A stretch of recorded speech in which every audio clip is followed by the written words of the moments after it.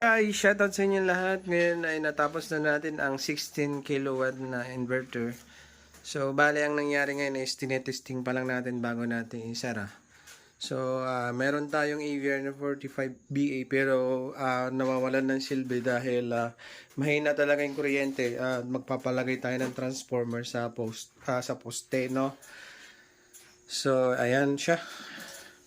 And then, ang nangyari dito is naka-off grid muna tayo. Kasi pinatay ko yung pinaka-grid muna. No? Kasi pumipitik-pitik yung EBR. So, ang nangyari ngayon is, ayan na siya, ang harvest niya is 6 kilowatt na at nag-charge siya.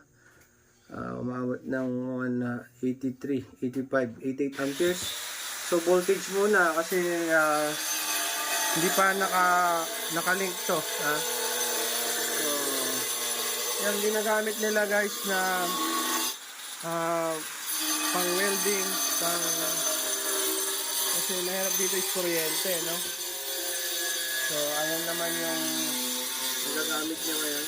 So, minsan may nag-welding, minsan ano. So, ayan, 1 kilowatt. Yan lahat yan. Minsan umabot yan ng 7 kilowatt, 6 kilowatt.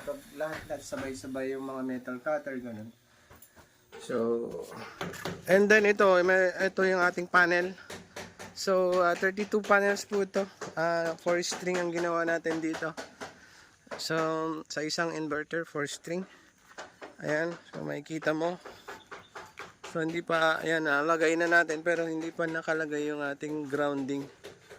So, ayan siya. Parang B-type 2 guys, B-type ang kanya.